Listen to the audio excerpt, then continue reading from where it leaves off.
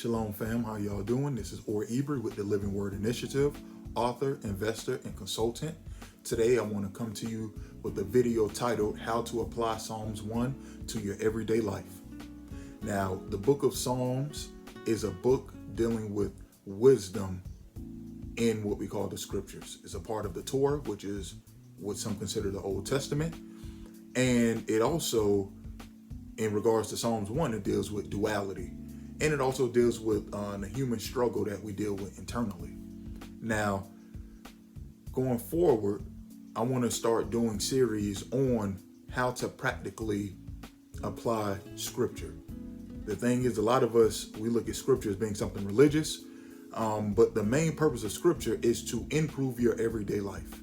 It's not something that's supposed to be mystique or anything in that nature. It's how does this improve my day-to-day life? How does this make me the highest version of my most authentic self? It's very simple. That's the whole purpose of scripture. That's the whole purpose of any learning tool that you come across, any piece of wisdom that you come across, no matter what sect, no matter what culture, no matter what part of the world that it's in. If it is morally just and it improves your day-to-day life, then it is what you're supposed to be doing, and you're supposed to move forward. If it does not improve your day-to-day life and you're properly applying it, then you might need to move on to something else, because that may not be for you, or that may not be something that's morally just. So with this, I'm going to read Psalms 1, go through it a little bit, and just give you, at the end of the video, give you 3 ways on how you can apply Psalms 1 to your life to improve your circumstances and your situations. I want to start with Psalms 1 and 1. It says, and I'm reading from the ISR version of the Bible.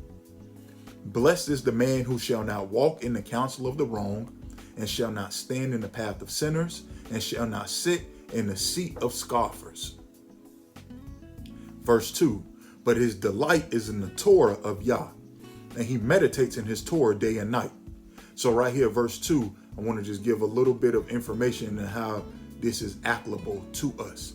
So the word Torah, it means directions or instructions in Hebrew.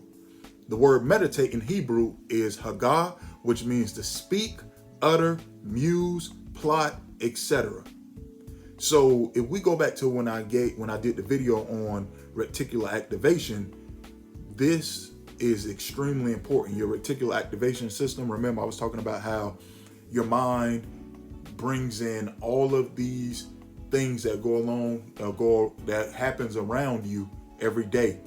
And your reticular activating system processes out and feeds your conscious mind the information that directly impacts you, and it reinforces your thought process. It reinforces your beliefs. It reinforces where you're at mentally.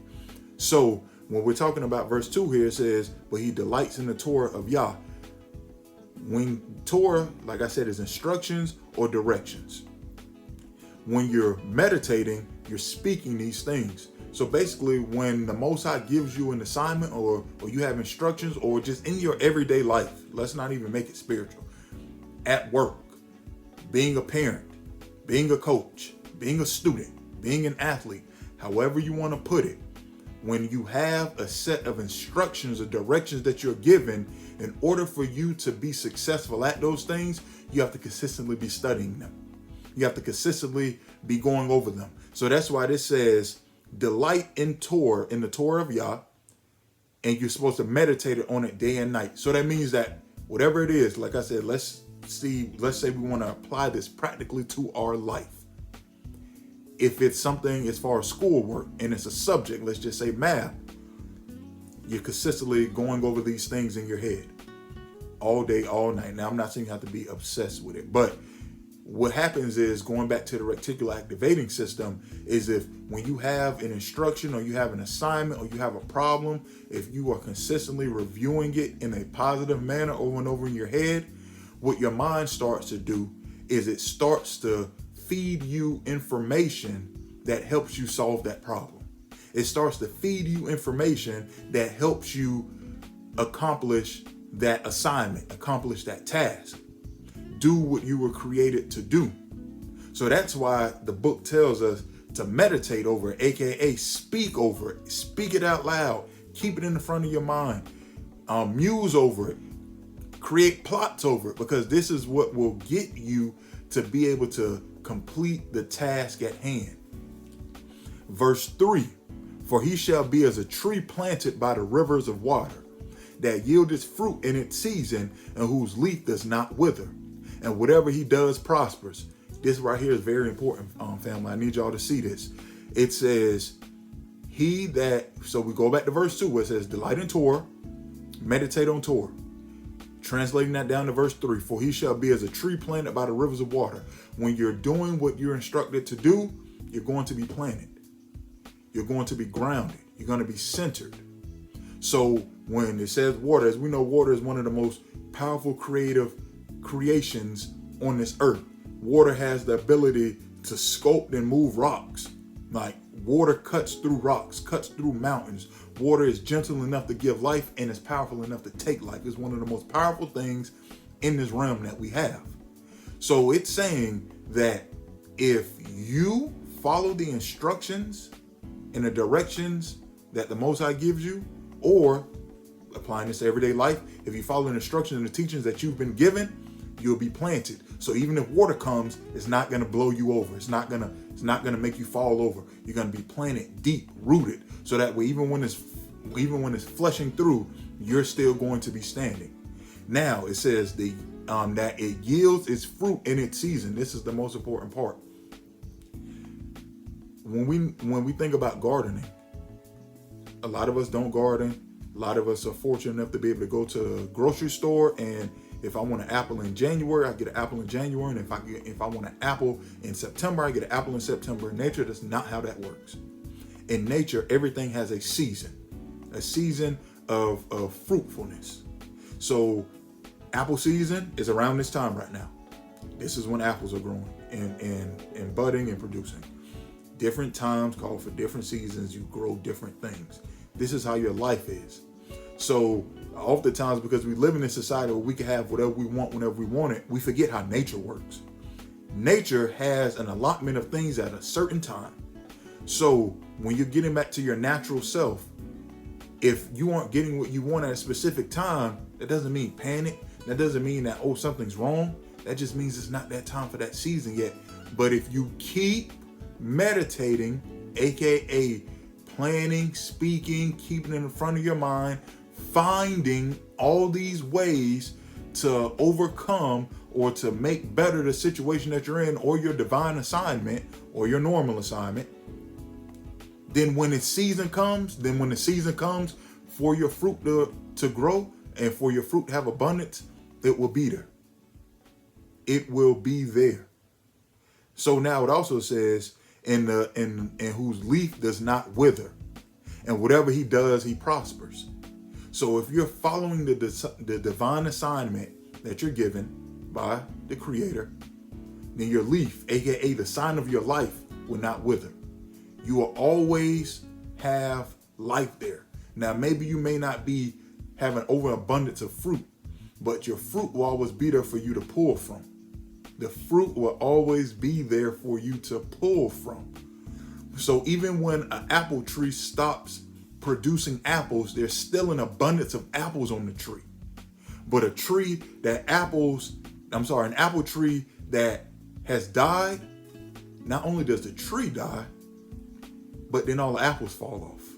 Or sometimes apples may have a disease or something of that realm, and the apples and the fruit are not edible.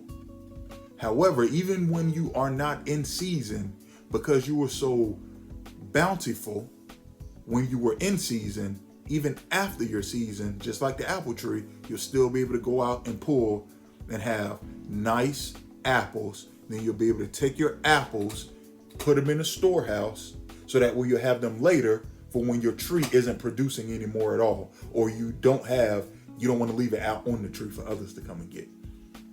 So that's very, very, very important. And whatever he does prospers. So you're going out and all that you're doing now, yeah, you may not be able to continue to grow apples out of season, but you'll still be able to give apples. You'll still be able to show other people how to grow apples in their season, etc., etc. So you're still prospering. That's an important part to take from this.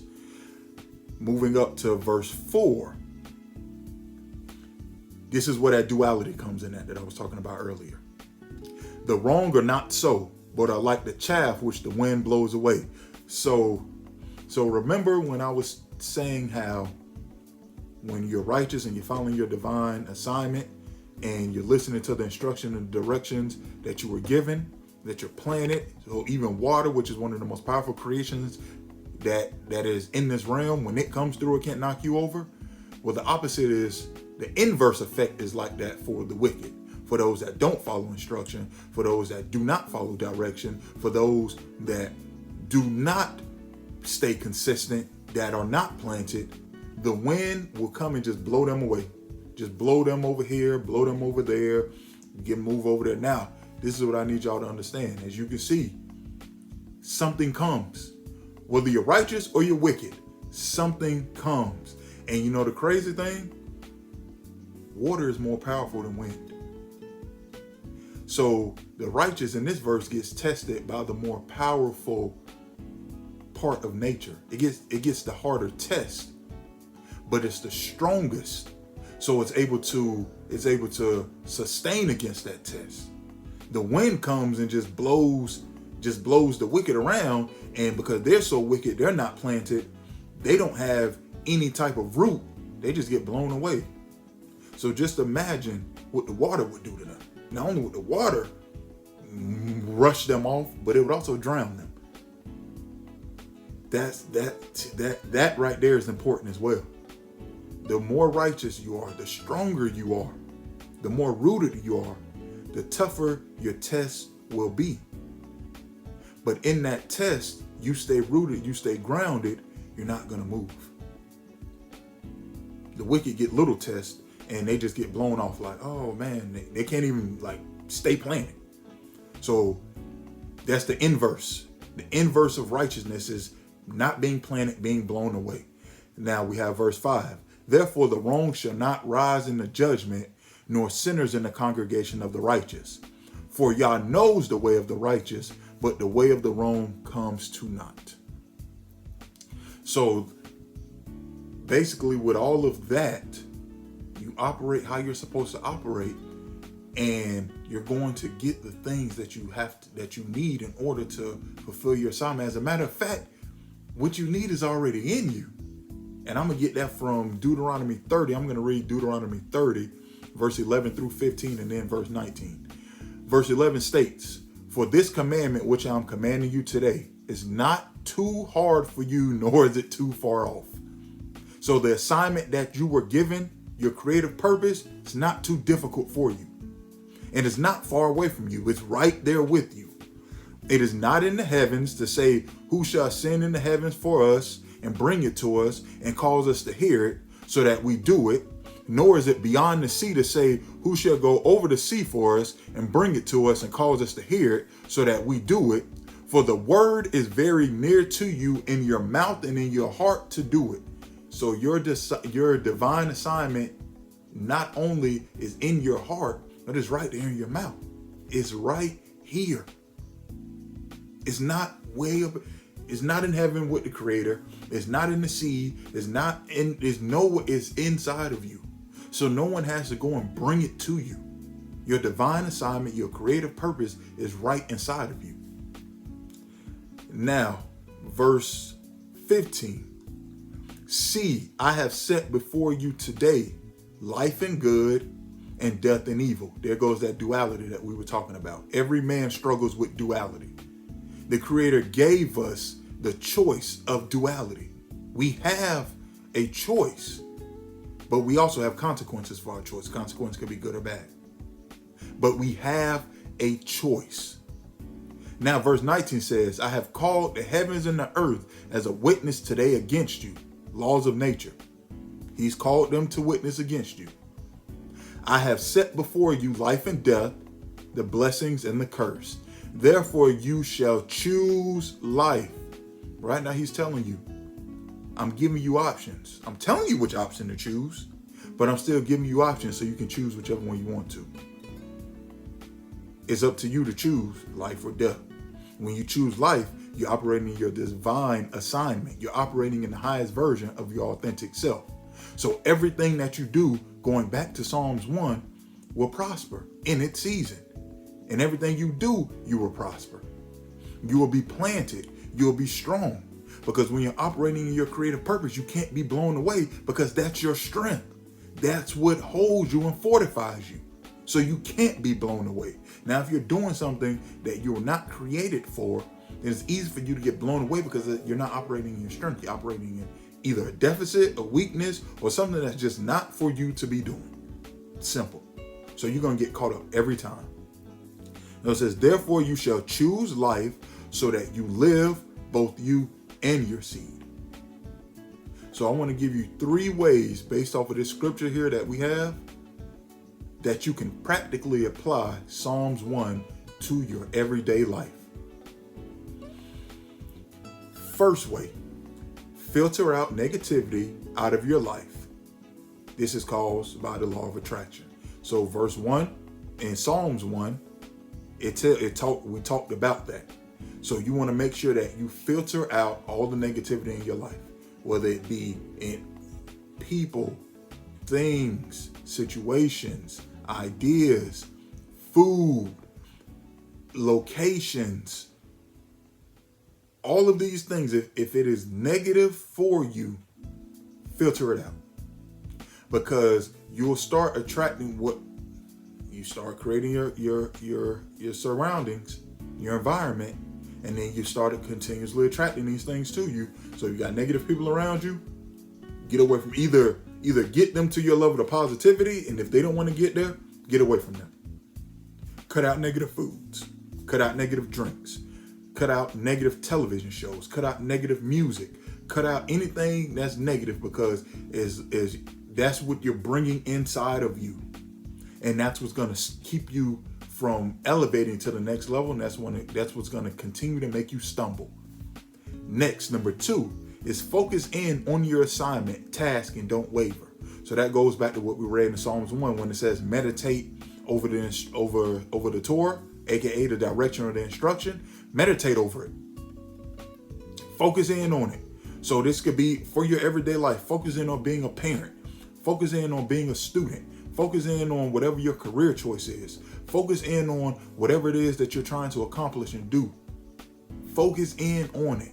Meditate over it, as in speak over it. Ask questions. How can I find to be the best this, the best that? Some of us, we didn't have the best upbringing.